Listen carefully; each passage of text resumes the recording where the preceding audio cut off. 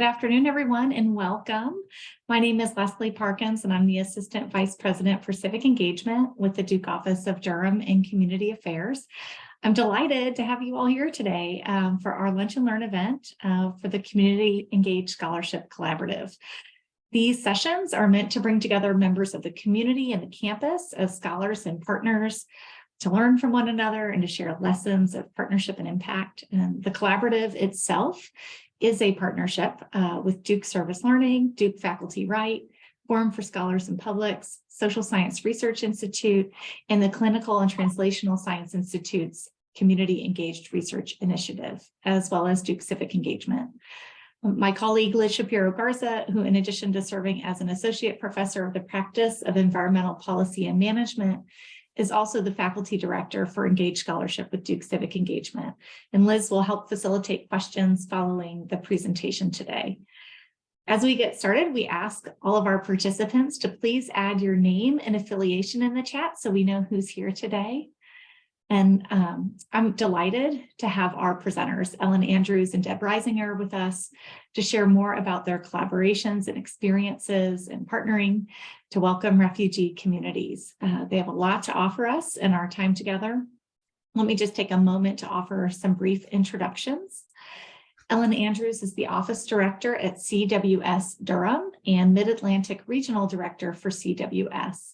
She holds a BA in psychology with a minor in biology from the University of North Carolina at Chapel Hill and began working in refugee resettlement in 2009 as a refugee employment specialist with CWS. Ellen has a passion for economic empowerment and gender equality in refugee services. And she currently oversees CWS refugee resettlement programs in North Carolina and Virginia. And Deb Reisinger is an associate professor of the practice of French at Duke University. As director of Duke's language outreach initiatives, she establishes curricular connections between language proficiency and the disciplines. Since 2013, she has taught a yearly service learning course on global displacement that pairs students with recently resettled refugees. Her current work focuses on transformative learning in the context of community engaged coursework. Thank you both for being here today.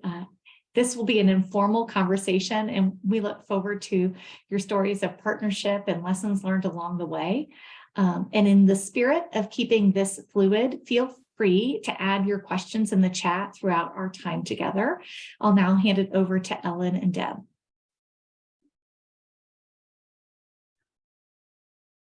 This is great. Okay, wonderful. Thank you so much for having us. Ellen, can I start with some questions? Sure, that sounds great. Okay, great. So, and I'll just give a little bit of background. I've worked with you for 9 years, I guess. So since I started teaching the course. And just to give some context to how that happened, a colleague of mine in Spanish called me one day and said, there are a lot of refugees coming in from the DRC and they speak French and maybe you can help. And I said, I don't know. I'm not sure what that would look like. Thank you for calling, but let me see. And that was the beginning of what has been a really, really fruitful relationship that I think we've had in really different and in sort of unique ways. We've like run a 5K together for like that fundraiser. We've sat on a film panel together. We've, texted each other late at night trying to figure out what's going on. So it has been a really, I think really sort of true and authentic relationship in many ways. That's been really exciting. So I want to just start, I guess, by asking you, like what brought you to your work? Why do you do what you do? I find it to be so, I am really in awe of what you're able to do and what you have done. And I'm just curious what keeps you going. Dang, I feel like you really came out swinging there, Deb.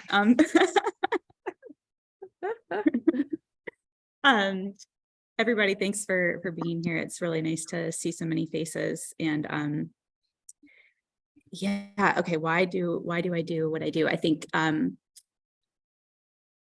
I stumbled into this work, and that's true of a lot of other people I know in the field. In college, I I didn't really know what I wanted to do. I majored in psychology. I thought I might go into research, and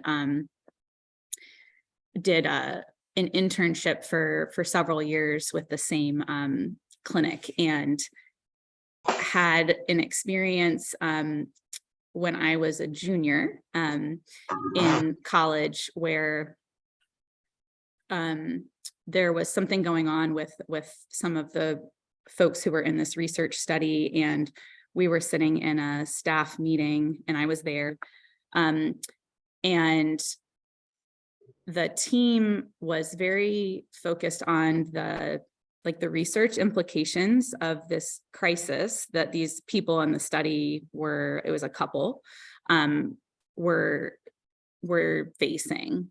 And I kind of had this moment where I thought, like, I'm not really sure I belong here, because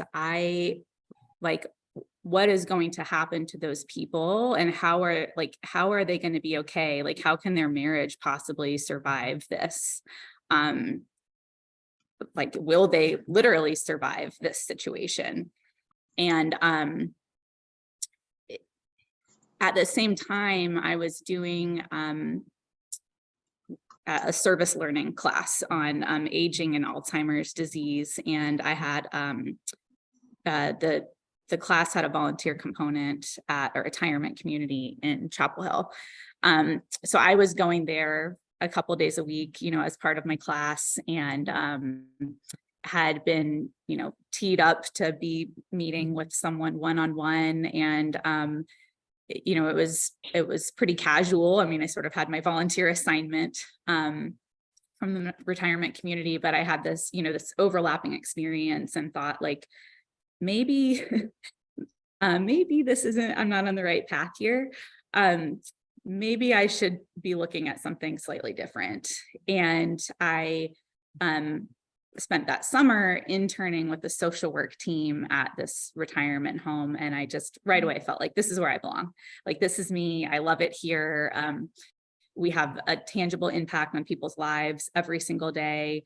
I can literally see, the investment of my effort and some sort of impact immediately. Like, this is a better fit.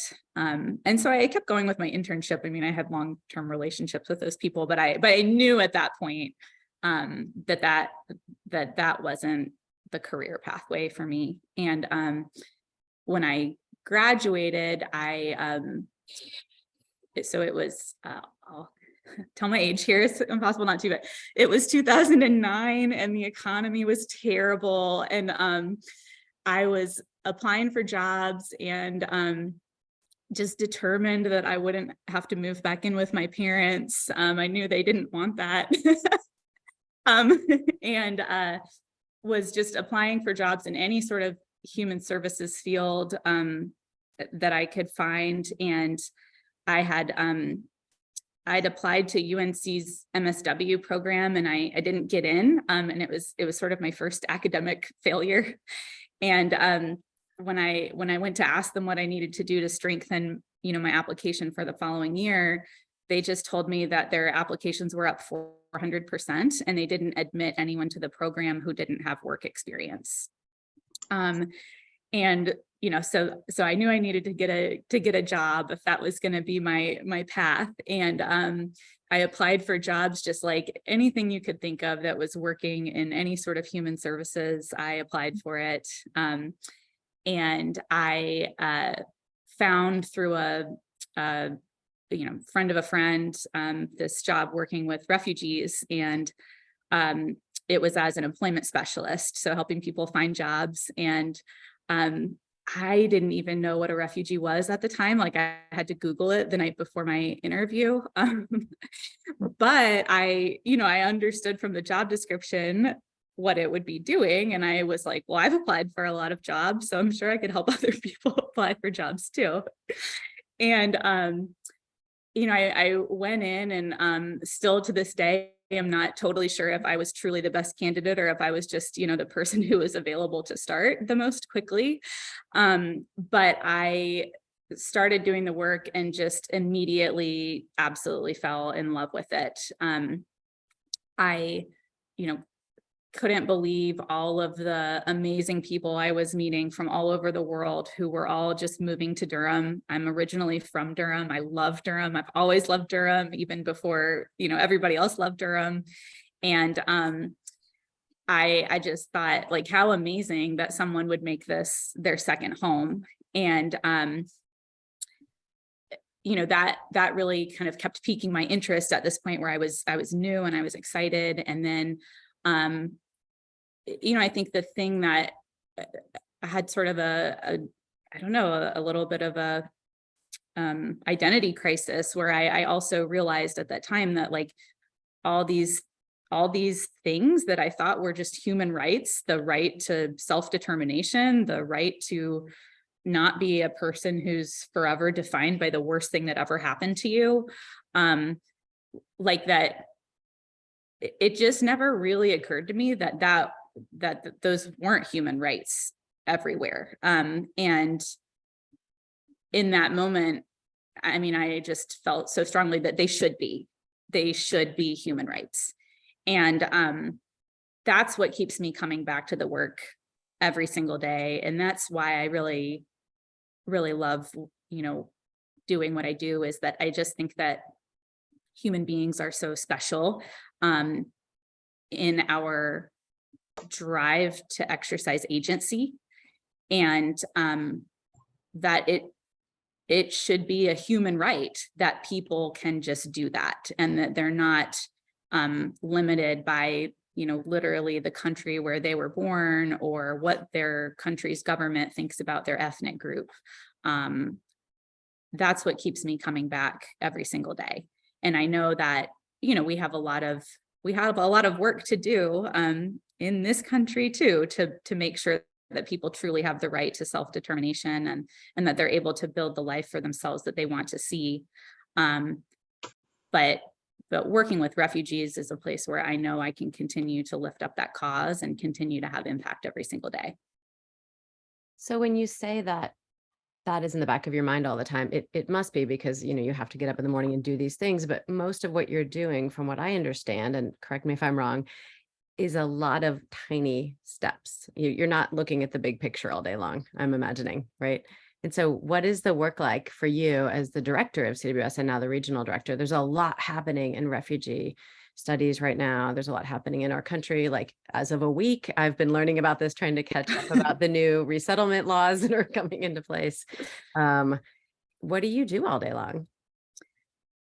Yeah, great question. I would say that my job and the jobs of everybody on our team, I mean, I am sitting in an office right now, and I do spend a fair amount of time, much more time than, say, the field staff spend on email and that sort of thing. But I don't really think of us as having, like, office jobs in a lot of ways. So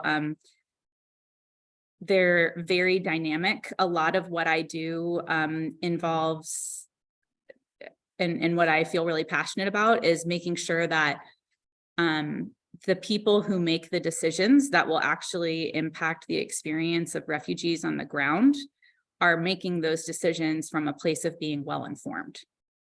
Whether those people are people in the government who are making decisions about what refugee resettlement will look like, or which refugees will be able to come, or whether those people are my own colleagues at our CWS headquarters office in New York City.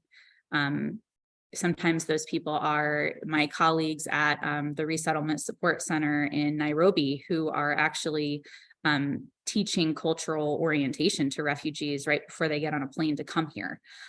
So a lot of facilitating, communication between the ground and the folks who kind of start the ball rolling on a lot of these processes, giving them feedback, letting them know how, how some of the chain of events that they may start overseas is playing out when those folks actually land on the ground in Durham or in Lincoln, Nebraska, or something like that. A big part of it too is trying to, there's a lot of government funding in refugee resettlement and government oversight, and that tends to go hand in hand with a fair amount of bureaucracy. And I do it's really important to me, and having done direct services for a lot of years, that that I provide some bomb cover to my team who are actually serving refugees out in the field, and really try to limit the impact of the bureaucracy on their ability to meet people where they're at, to make sure their immediate needs get met, and to really maximize all the resources we have. I love your answer. It is exactly why we like working with your organization, because, it's one thing to teach a class, in a box on a lovely campus surrounded by walls and all kinds of barriers.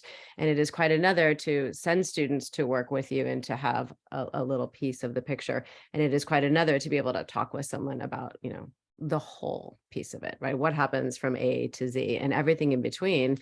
And then finally, quite another to actually experience it. I think, for Duke students, it is a tremendous opportunity, and we are so grateful to be able to give them that opportunity, which is not something they always love. I'll be honest. And I think we know this. It is fraught with challenges, and frustrations and small joys and everything in between.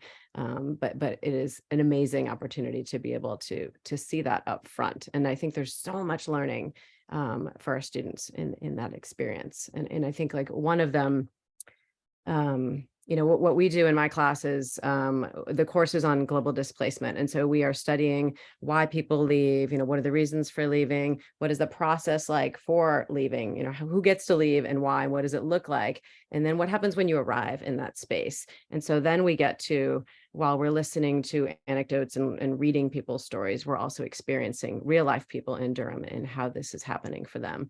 And so students get an opportunity to either do some tutoring, to do work in your office, to work with immigration services, sometimes to work with families directly as they're arriving. And we've done a variety of different things in the last 9 years. And some of them are easier than others.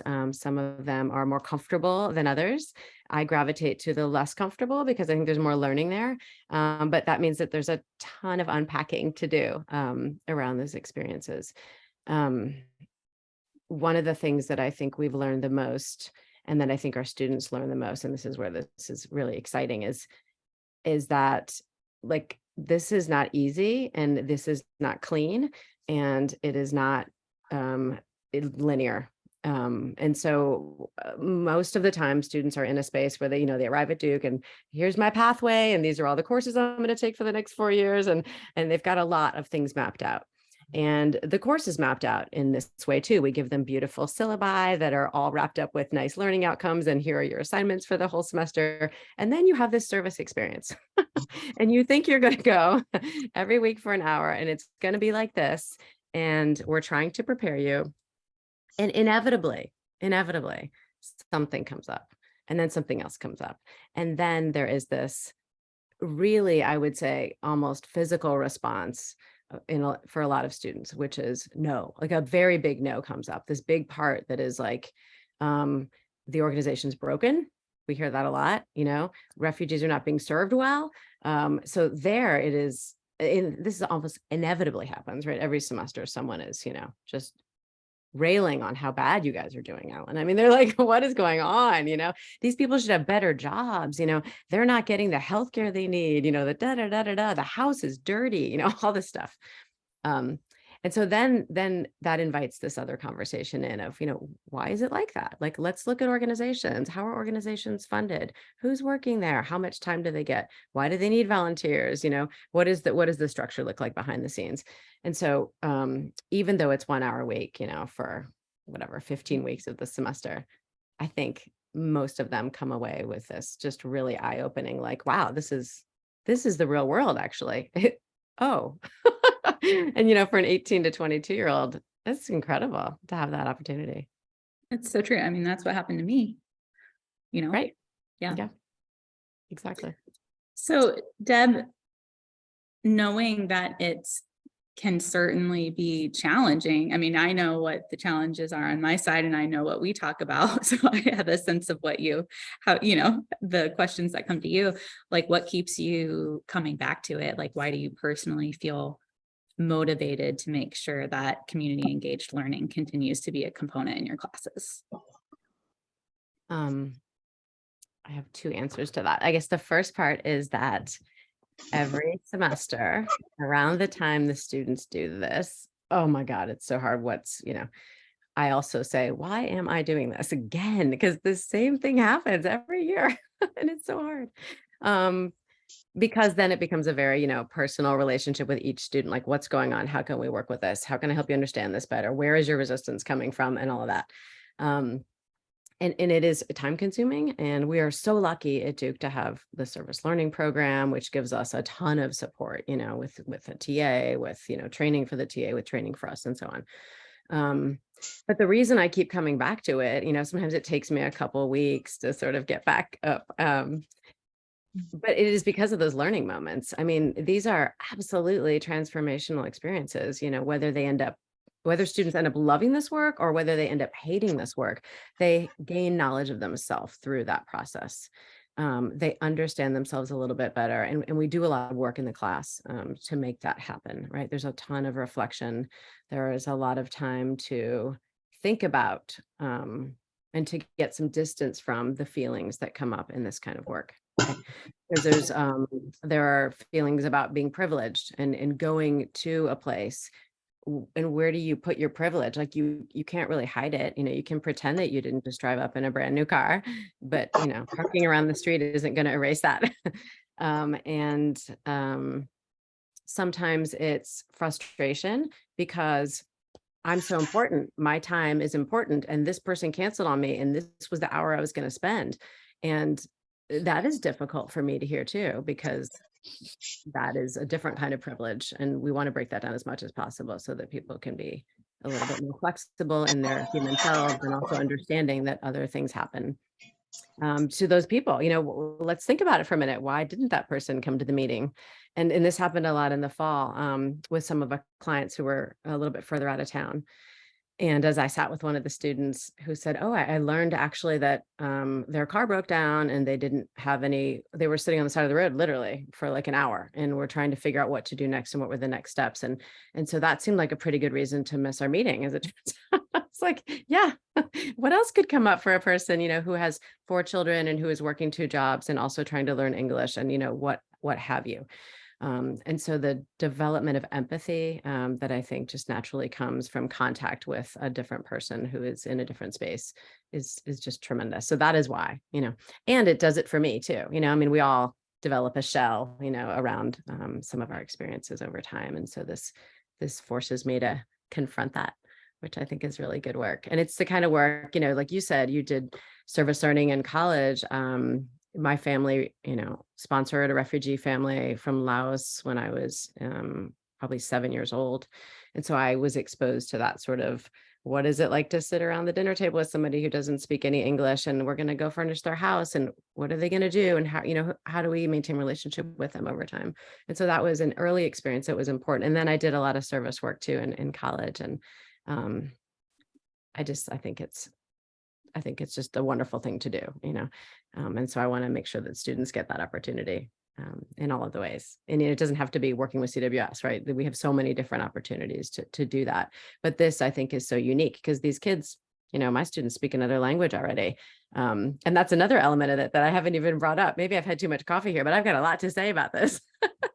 So I have another question for you about that. It might take you where you're going, which is like, what you just said is a lot. Like that's a lot on you to make sure the kids have a great experience or, or maybe, great. Okay. That's subjective, but that it is a meaningful experience. How do you work it in? Like, how do you facilitate those conversations and go about some of those more individual,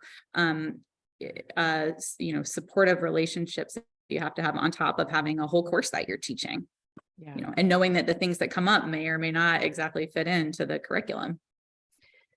Yeah, it is a bit of a dance for sure. And every fall when I teach the course, I work with a service learning teaching assistant who is trained by service learning, who has often taken my course in the past and who's an undergraduate student who's advanced in French.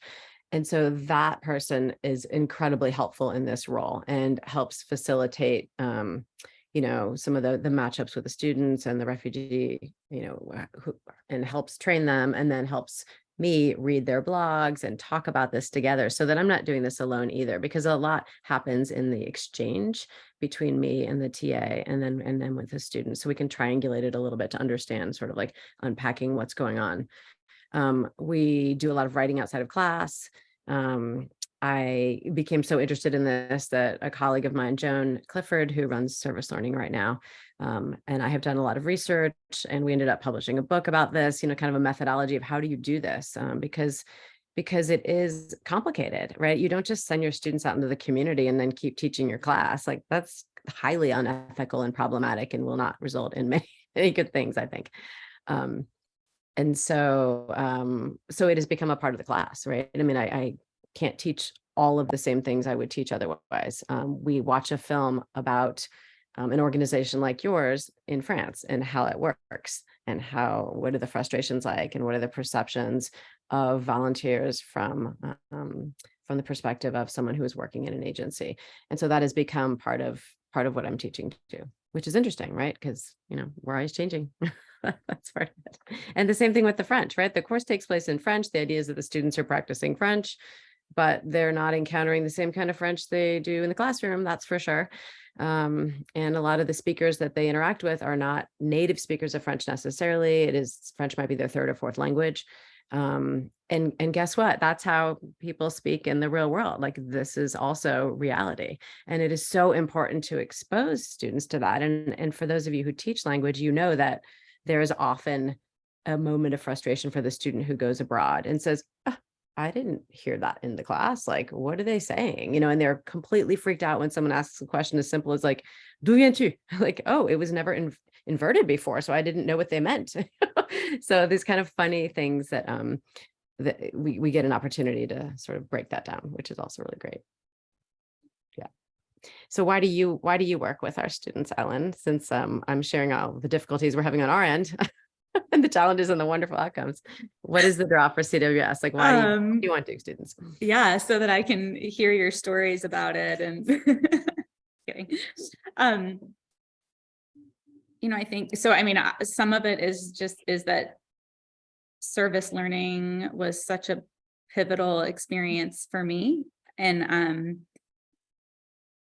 I loved being in college and everything I learned, but I feel like absolutely the most important thing that happened to me was sort of an accident that, I mean, if we're being honest, the reason I took that service learning course was because it was my easy class that semester. Like, it was supposed to be my, it was like a short credit. It was like one night a week. And, and the professor, now I understand that they probably really understood the value of their service learning component and had kind of everything structured around it. But it was also a class where if you did the service learning and you did the reflections, you would get an A. And, I just think, like, what if I hadn't taken that class? And also, like, the reason I took that class was so, I don't know, it was so small and the outcome was so important. And, and I, like to think that I'm a person who has things to contribute to the world, and I don't, if I hadn't done that, I don't know that it ever would have occurred to me that, like, that I have privileges that I have a duty to share, to try to make other people's lives better. Like that people who have more privilege or more power have a responsibility to try to make sure that other people have access to that privilege and power too. That piece keeps me really committed to the work of trying to make sure that the students, and particularly students from our local universities and especially from Duke, continue to have opportunities to engage with community and experience the same type of transformation that I did. And then I also think when it's hard, I think, but what if they didn't have this opportunity? What does the world look like in that situation if instead of inviting people in even when it's hard, or even when it's, you're sort of battling the wisdom of every 19-year-old. What if we just didn't bother and people never had those experiences? Like the lines between, the haves and the have-nots would just be more defined and thicker. And those are often the people, right? Too, like when I talk about my role, feeling like my role is to make sure that folks who are in leadership positions and decision-making positions at really important agencies and organizations have some just insight and knowledge and feedback from the impact of their activities and the work they do. I also think, a lot of the kids that we meet through Duke Service Learning, like they will be those people one day. And so it's nice to think about changing someone's lives, but at minimum, maybe we can at least give them something to remember in the event that they are the person who's making the decisions that really have a lot of impact for other people. Yeah. Are there certain characteristics of students who have more not positive experiences, but what are sort of the characteristics of your kind of like ideal volunteer? And what are the differences, I guess, between like a student volunteer and a community volunteer? Yeah, I think one of the biggest differences between student volunteers and a lot of our other volunteers is just kind of the level of self-direction that volunteers are able to exercise, including some problem solving and just kind of like tolerating ambiguity. And the best student volunteers are students who can do some of those things, who have sort of a higher, just are more flexible, I think, good problem solvers, thinkers on their feet, but also just have more flexible natures. We try to kind of prepare people ahead of time that, that not only are you working across culture and languages and sort of all of these factors that introduce ambiguity into the situation, but you're also working with a person who's extremely vulnerable and their life is in a time of upheaval and crisis. And that means that, that their situation won't be predictable from day to day or week to week, that their demeanor and their mood may be somewhat unpredictable from day to day and week to week, that they will have distractions that are unpredictable and often very stressful for them, that will, they will show up in the interactions you have with this person. And we try to orient people to the idea of sort of being able to, to stay the course while also like honoring what's going on around you, and flex or maybe adjust your approach in order to stay the course, right? Like don't be rigid. Just keep your eyes on kind of the reason that you were there. If you went there to help someone practice their English, then getting completely sucked off into some new direction that involves a question about their social security card might not be the most productive use of your time. And you don't have to solve everything. You can strike a balance of staying the course and also kind of making sure that any like really important sounding information gets shared and is communicated with other people who can do that thing, or who know a little bit better. I think that example is so key. That is what happens so often, right? Oh, well, this thing came up and therefore, because I have privilege and because I'm aware of that now, I now have the responsibility to save this person's life, and you see them kind of going off in this direction. I'm like, ooh, English. Yeah. They still need English. Like, these people are the pros. You're here to do this, that's all. And that is hard to contain sometimes. So I think I love that example. And I will say one of the, the keys to this working well is this, regular interaction with your office, right? You all have someone come and give a really wonderful introduction to, what are your goals and what do you guys want us to do? And what are you trying to do here? And so that students understand sort of what an organization is and what they do and what their role is, what is the tiny role that they have within that. And there are all these other things going on, right? Sometimes they forget that that person has a caseworker and another person assigned to them for this and this and this. They assume that they're the only one going to meet that person. So that's super helpful at the beginning. And then, we do role plays. What happens if this happens? What if somebody gives you the stack of bills that they don't understand? You don't understand it either. You're 18, don't touch the bills. And then like this year we had your volunteer coordinator come to our class, kind of 3/4 of the way through to discuss some issues, because I was noticing some pushback from students around some of the tutoring. And he was so helpful, just to remind us and to sort of reset us. And that's something that I wouldn't have been able to do as well as, your office. And so I love that there's a conversation happening regularly. This isn't like, okay, go off and we'll see you in 15 weeks. It is something that is tended to, I think, regularly, which I really like. Yeah. And I think those conversations too, sort of, I think another characteristic of students who tend to do really well, and I think it's one that can be developed, is like a full appreciation for all of the different ways that people can be intelligent, and really kind of, a recognition, right? Whether they walk in with it or develop it over the course of these interactions, that like, that being, a top performer in a classroom is a type of intelligence, and it's very important, but there are also other types of intelligence that are very important. Being a really quick problem solver, being someone who's extremely keen and attuned to like nuanced cultural differences, being a person who's highly emotionally intelligent. And I think those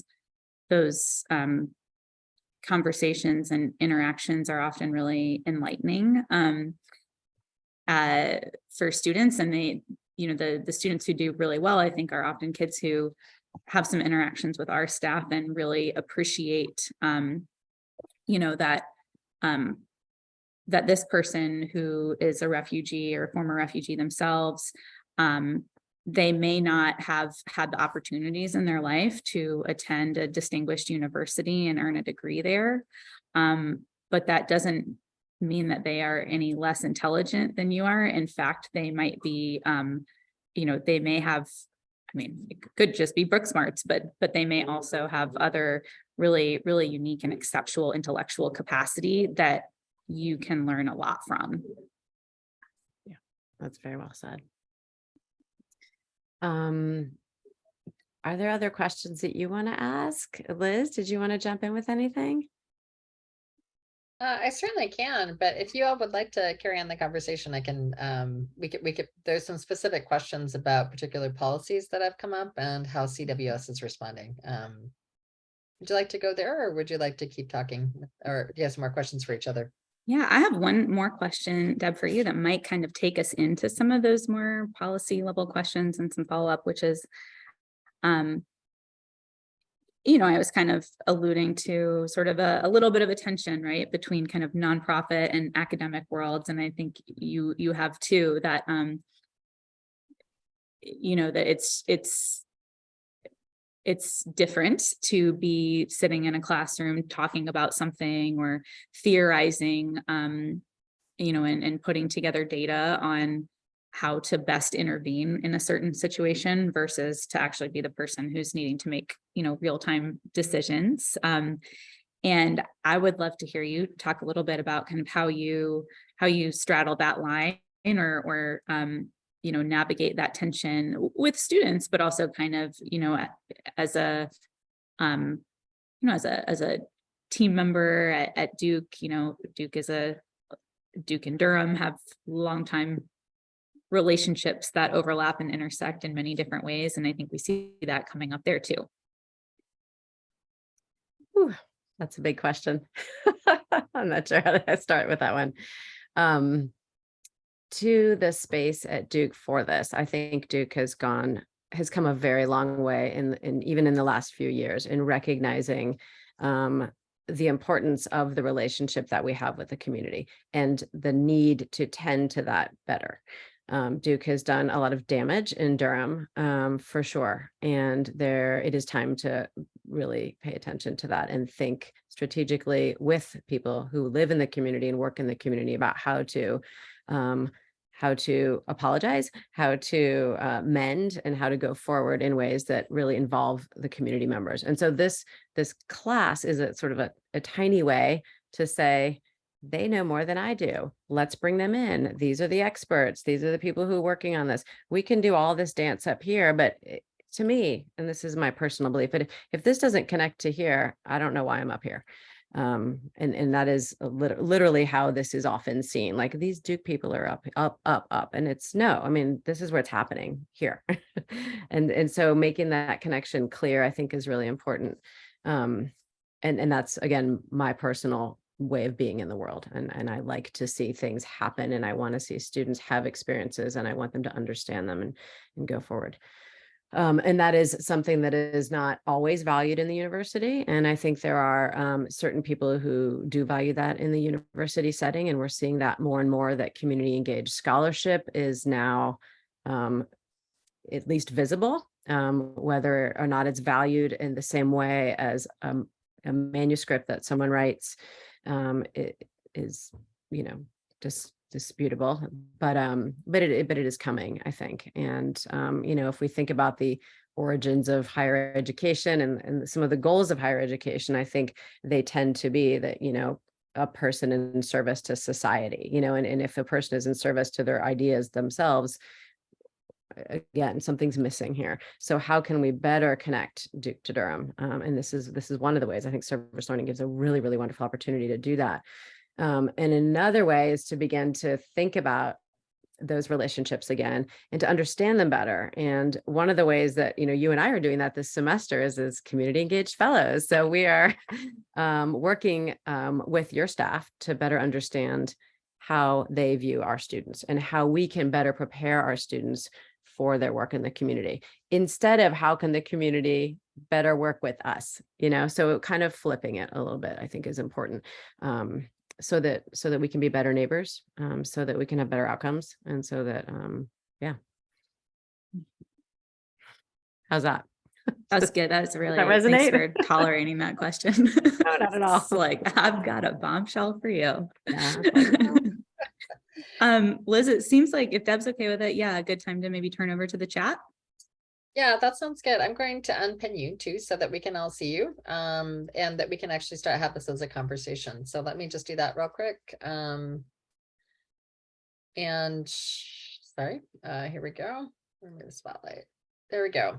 All right, I'm going to go ahead and read out some questions from the chat. If you've arrived since the introductions, Leslie's amazing introductions, we are having a conversation with Reisinger and Ellen Andrews about their relationship and their partnership to work with refugee communities in Durham. My name is Liz Shapiro Garza. I'm with Duke Civic Engagement, and I'll be facilitating the conversation. So please, if you do have questions, put them in the chat and we will get to them. And we'd love to hear from you about what you want to hear about and what you'd like to keep, how you'd like to keep the conversation going. So we have a question from Beatrice. What do you think will be the impact of the new sponsorship program, Welcome Corps, for CWS and the Durham community? Yeah, so for anyone who doesn't know, last week there was an announcement from the federal government level that there will be a new basically resettlement avenue where groups of private citizens can join together to resettle refugees. So let me first say, there's a lot we don't know about the details. In general, we're excited. It's a sort of the latest step in a long commitment of this administration to modernize and expand the United States resettlement program. So Traditionally, UNHCR, which is the organization tasked with overseeing refugee protections, has really considered that the solutions to refugee issues should fall in the order of the best solution being that people can return home. The second best solution being that if they are living in a second country that they've fled to, that they're able to integrate and permanently stay in that country. And the third solution, so the least attractive solution, being refugee resettlement. And over the last decade, the global refugee crisis has gotten significantly worse without any movement towards getting better at any period in time. There are more refugees in the world today than there have ever been. And this kind of assessment of how, like, in what order these solutions should fall is really being reconsidered. If resettlement is going to be a durable solution for any meaningful number of refugees, right now it's less than 1% of refugees in the world can think of resettlement as a feasible solution to their situation. We have to expand refugee resettlement opportunities for people. And refugee resettlement agencies are they're real entities. They're not just sort of cobbled together groups of well-meaning people. They're very thoughtful organizations that have a lot of there's a lot of intention and both anecdotal and statistical evidence behind like why they make the decisions they make, including where they choose to resettle people. Resettlement agencies tend to be located in metropolitan areas where there are progressive, diverse communities, where the school systems have a lot of language support, where people can access public transportation and get jobs easily, where there's good medical care. And the vast majority of those communities that are particularly the ones that are already welcoming refugees have pretty serious housing crises to deal with too. So when we think about like, how do we expand the program, introducing the ability of private citizens, including people who don't necessarily live near a resettlement office, is a really important strategy to making resettlement accessible to more people. One of the things we're the most excited about is that we've been inundated over the last few days with calls and inquiries from people who want to know how they can sponsor refugees. And a huge number of them have been refugees that we resettled over the years, who now want to know how they can turn around and pay it forward. And that makes me feel really excited. We had a guy come to our office, and one of the realities of our work is that when people are doing really well, you don't see that much of them. I mean, the idea is that we help get them on their way, and then they don't really need us anymore. And this is a guy who, I hadn't seen in years, and he came into the office and had just heard the announcement about private sponsorship and wanted to know how his family could sponsor a refugee. So I think there's a lot up in the air about what exactly that looks like for refugees. I mean, CWS has been, for refugee resettlement agencies, CWS was founded in the wake of World War II, and the birth of the organization was basically groups of private citizens who were banding together to resettle World War II refugees. So we've got 80 years of history walking alongside community and resettling refugees with them. And we're still definitely ironing out the details, but we look forward to continuing to do that. Thanks, Ellen. What a amazingly touching story. That's really, yeah. I'm going to just take moderator's privilege, and I apologize, Elijah. We will get to your question. It will come, but I'm going to take moderator's privilege to ask you a question. A question, Deb, I think is maybe for you to start with. But you were talking about. I love the hand gestures of the perception that Duke is here and the community is here. And also we're referencing a bit about some past actions by Duke that need to be repaired. So the question is about how you can see beyond or building on the types of relationships that you have built, you and Ellen have built, and the work that you're doing together. What other ways can Duke use its resource and the privilege and the types of capacity that we have to really support the Durham community? And I know that's a really broad question, so you can take that anywhere you want, but I'd love to hear your reflections on that. It's a really important question, and thank you for asking it. And I think you may be better positioned than I to answer it, Liz, actually. And Leslie, given your positions, all I can say is the kind of work that Ellen and I have done has been really transformative for me. I think it's been helpful for our students. I think it's helpful for the university to see that this is a real thing, that it's important, that it's meaningful, that it's measurable. We like to see that too. So more things like this are good. One of the reasons that we have had a lot of success, I think, is that we've come at it with a lot of humility, not assuming that we are going to have certain outcomes. Like, this is evolving, this is changing, this is cyclical, it's a roller coaster sometimes. And being really open to listening to the community. Like, I'm not going to Ellen saying, like, this is what we're going to do. I'm going to Ellen and saying, who should I talk to in your organization who can inform me about what do I need to know, what has changed in the situation locally, and what is the best way for my students to help you all, because we are in service to you. It is not the other way around, and it certainly shouldn't be. And I think it often has been. And Duke goes around and says, this is being recorded. Duke goes around and says, you know, what can we throw money at? What can we fix? And then what can we put on our website to show that we did this? That's not what this is about. I mean, we want to highlight what's working well and partnerships.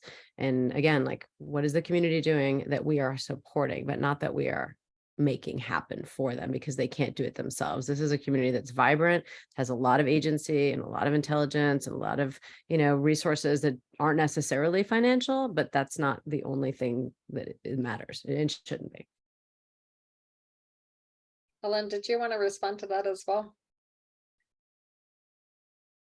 Yeah, I think so one thing I heard one time from a very dear partner who is also with the Duke, but this was not Deb. I'll leave their name out of it, but it wasn't Deb. They said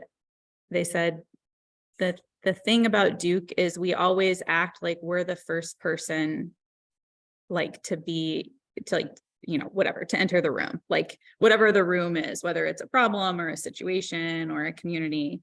And, you know, I think Deb mentioned just kind of that sense of humility. And I think kind of keeping that in mind as a guiding practice, like, just let me make sure that that I understand that there was a room here and I was not, like, let's just assume that you were not the first person in it. If you operate with that assumption and then it turns out you are the first person in it after asking around, then, you know, then at least you left the door open to understand that you weren't. And, you know, and then I think also would just highlight that, you know, Deb, I like the image of like this idea that Duke is up here and the community is down here. And, you know, I certainly don't want to be a person who buys into that. There is a significant power differential between anyone who's coming out of Duke University and carrying the Duke brand around and interacting with people in the community. And I think that a lot of people who carry that Duke brand with them where they go do not appreciate what that means to other people when you walk into a room. And anytime you wield power that you're not aware of, you are extraordinarily dangerous. It doesn't matter who you are. You can do a lot of damage just by being unaware that there's a power differential. I think that's true of anyone representing the university, anyone representing Duke in healthcare, you know, even just people who might think, well, I'm just administrative staff. Like, why does it matter? When you interact with anyone in the Durham community, if you've got, you know, if Duke is in your email signature, you have power in that in those interactions and in those relationships that you need to be aware of. The impact of that power, it differs in different situations. I mean, it depends on the interaction you're having, but step one is just to be aware that you have it, and that you need to be very careful. You need to make sure, because you have a power advantage, that you are asking a lot of questions and really listening to the answers, that you're making space for other people to speak before you, that you are, really, I mean, even as, it sounds really simple, but even when we get to things like, what sort of outreach emails do you send to people? I know we were kind of talking about this the other day, but like, if you know that this is coming from your Duke email address, and you're sending an email to a nonprofit person who might be, kind of strapped for time and resources, don't send them a novel with all of the background information and make them read it.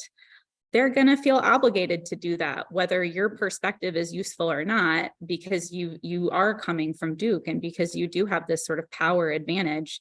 They're going to feel obligated to respond, even if what you think you're offering is totally useless to them, just because you have a power advantage.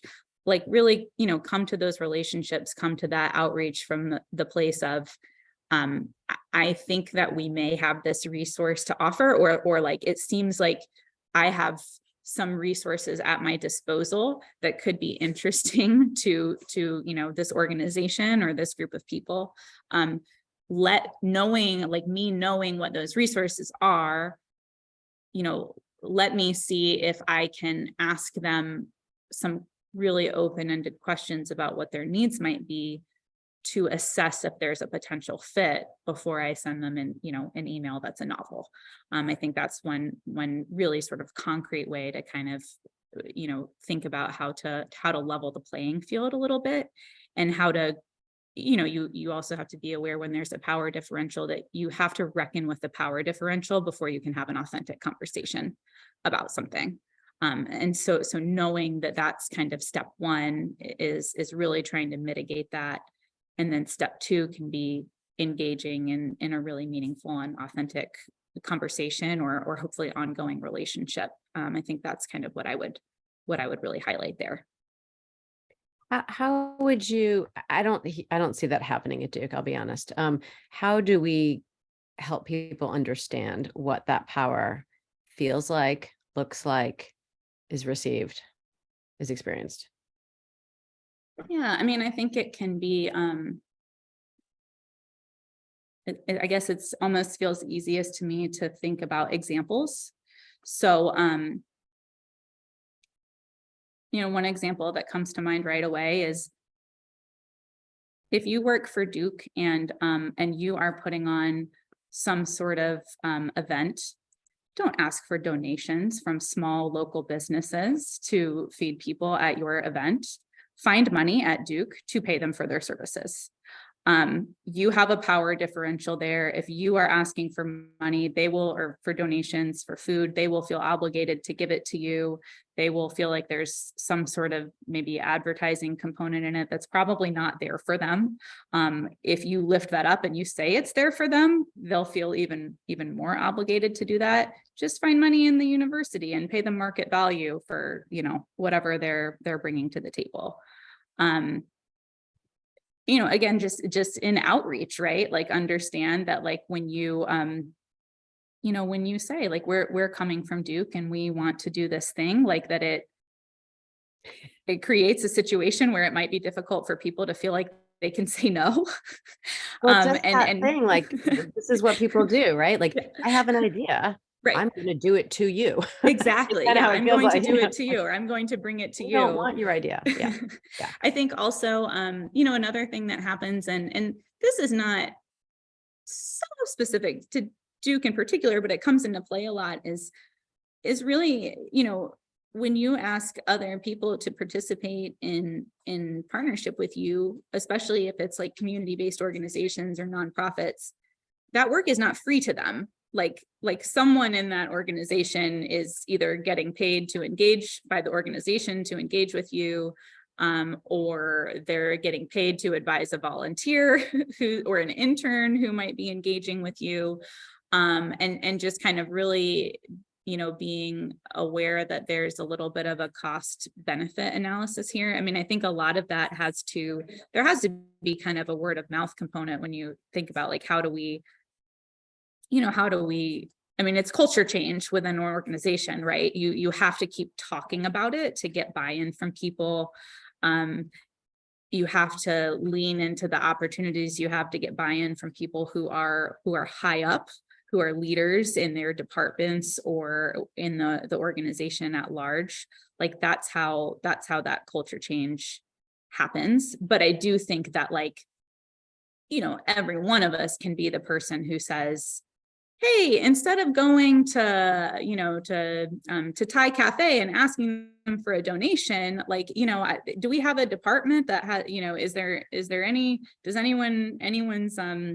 does anyone have a discretionary fund where we could have $250 to buy lunch for this thing instead? Like, I think anyone can kind of weigh in that way. Anyone can be aware that, instead of sending a 10-page outreach email, you should, do your research first, but literally, like, explore someone's website first. Like, does this idea that you have, does it even look like there's an intersection with the work they're doing and what's on their website and social media? I mean, I think that's another thing that happens a lot, is that there's an idea and then there's cold outreach done. And then the person on the receiving end is also kind of feeling like, I feel like if you had looked at our website, you might have known that this wasn't a great fit. This is like the student who says, when is the assignment due? And you're like, read the syllabus, Right. Yeah. You guys have the same. So I know that's not a great, it's not the answer of like, oh, how do we do this? It's really easy. But I think if everyone carries the torch a little bit and just kind of practices that awareness, particularly of the power differential that is always at play when Duke is interacting with Durham. I mean, it's not just Duke and community organizations, it's their, my dad was a doctor in Durham and affiliated with Duke for many years. And just as a person walking around Durham who had a family affiliation with Duke, I personally, before I was ever involved with CWS, felt that power differential when I would interact with Duke students, like on 9th Street or something, when I was there with my friends. It's always there. Deb, I just want to give you a chance to maybe respond as well on thinking about what Ellen was talking about in terms of trying to change that power, not change it, to recognize, be cognizant of, reflect on, and then work to change that power differential. Do you have insights on ways and means of doing that that you might be able to share as well? I think at every opportunity to bring it up, to remind people. Some of it is, in the classroom with our students. That's a lot of the work that I'm trying to do in my class. Then I have to remind myself. And it is a thing of, a person who is privileged in the world, their work is to notice that and to make that a part of what they do, like, it's like you need, I don't know, a list of 5 things to do before you reach out to someone. Like, somebody needs to stop these people. So, having this kind of a conversation with the broader community, making sure that this is lifted up, these kinds of issues that Ellen is bringing up are really, really important. And we need to hear from the community about them too, right? Not just, me telling my colleague. That's very different. And that's privileged in its own self. Oh, look at poor me. I can't do that because, no, this is something that we need to hear from other places. And I think, we need to write about this. We need to make this some of the work of the community engaged fellows. I think that's really, really interesting. And that could be a next step right there. Agreed. I'm going to get to Elijah's question as well. Thanks for your patience, Elijah. So Elijah asked in the chat, I wanted to ask whether you all believe there is a meaningful space to provide support from our recent Afghan refugee families in Durham. When Durham does not presently instruct Pashtun or Dari in coursework is in a way similar to DRC French work. I can answer the faculty sort of campus side of this. There are many ways to support people outside of the classroom. So go if you really want to volunteer and students want to volunteer, because I'm getting a lot of emails like, can I help the French? I'm like, whoa, I'm a French teacher. It is important to think about how long this interest in supporting a community or a person is really going to last. So this isn't a one-off. This isn't a 3-week thing. This is, can you give a year? Can you give 6 months? Because that is what organizations would like. If you look at their website, that's what it says, right? So if an individual wants to help, there are avenues to go through with the various organizations that resettle refugees in Durham. In terms of Duke, it doesn't have to be in the language for this to happen. I know there are other courses that work with CWS and with World Relief as well, around linguistics, around refugee resettlement period, that are in English. My class happens to be in French, and this happens to sort of be that, but my students don't work exclusively with French speakers by any means. They work with people who are learning English, and for a while that has been a tension for me, to make sure that they're practicing their language in some other way, but that other goals will trump that. And the other goal is serving the community in the ways that they need to be served. And so it is a privilege of my own too, to go around and be like, well, we only want to work with like these 4 people because they speak French. That's not fair. And that puts them in an interesting situation too, if I get more services than you do. So I think there are a variety of ways to help outside of the particular service learning construct in which we're working right now. Ellen, did you want to, go ahead. Yeah, I would add that, us, but really any service provider in the community has an ethical responsibility to the people they serve to really think thoughtfully about how they are dividing up resources that are not unlimited. And we've certainly resettled many Afghan refugees over the last year, but CWS, in a given year, we usually resettle refugees from somewhere between 15 and 20 different countries. So while there are lots of opportunities to work with Afghans, and we'll just, give a nod to everything Deb just said, also want to highlight that the Afghans we resettled over the last year were the beneficiaries of an extraordinary and unprecedented amount of emergency funding and resources that it wasn't permanent, and it hasn't held true for refugees who've arrived since those Afghans arrived, and it wasn't true for any refugees who arrived prior to the evacuation of Afghanistan. And so there are a lot of opportunities to engage with CWS. But one of the things that we are really thinking about is, that we have this obligation to try to divvy up resources, including volunteer support, to according to the client need, and that the Afghan folks that we resettled in many ways just don't have, many of their needs have been met. Throwing money at a problem doesn't solve everything about it, but it certainly helps, especially when we're talking about the amount of emergency funding that was afforded to our Afghan allies.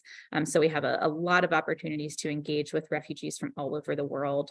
And we'd love to hear from you, Elijah. If you reach out, that might be a response that you get is something more along the lines of, we don't, our highest need families right now are actually from the Central African Republic or something like that. And would you consider engaging with a family that could really use that support instead? Thank you. And thanks for the question, Elijah. So we do have one more question, and then I think we'll probably wrap up, but we're getting a question from Susan. Do you use Google Translate, or what programs assist communication? Ellen, you can speak to what you guys are doing on the ground. I mean, as a language professor, we sort of hate Google Translate, and we think that we can communicate with lots of other elements in our world around us. And also like English is, using English is helpful for learning English. And so we don't use Google Translate, but I mean, I think sometimes people do if they need to get out of a sticky situation or look up a word or what have you. That's our situation. But Ellen, I know you guys got a million languages. Yeah, we have, so I mean, for our internal operations, we have about 25 languages on staff, and then we also have access to a language line subscription. But as Deb mentioned, I mean, one of the first orders of business for most refugees, and really a principal factor to starting to get a little more comfortable in your new environment, is that you have to learn English. And even our staff, we do not use interpreters for everything. We use interpreters for anything where there's anything medical, anything that involves signing a contract or anything like that, where there's going to be accountability. We want to make sure there's no confusion about it. But we also explain to people that that one of our responsibilities is to get them access to ESL classes and to be a safe space where they can practice their English. So we actually put a lot more emphasis on how you talk to English language learners. It's really a different style of communication. And it is relatively easy to learn. So adapting our own, communication styles to make sure they kind of meet the person where they're at and they fit. We also provide some training and support for volunteers, including student volunteers, on cross-cultural communication and communication with English language learners. And really also, want to emphasize that when folks come and volunteer with us, one of the things they're providing for refugees is a safe and low stakes environment for that person to practice their English. And if they have the opportunity to get comfortable, with you talking about schedules or appointments, and they know that you are a safe person where, if they fumble and they think that you planned to meet on Tuesday, but actually you said Wednesday or something like that, that you'll help them, right? You'll help them understand, and you'll let them know that they misunderstood, but also that the consequences will be really minimal. If they do that at their job, they'll probably get fired. And so, one of the ways that volunteers weigh in and really help to support refugees is by giving people that opportunity to do practice runs of really important communication before they're in a situation where the consequences could be devastating for them or their families. Thank you for that. Yeah, and very interesting to think about how to train people to do that as well. Anyways, thanks. I think we're at time, although I think we could probably keep talking for another couple hours. So.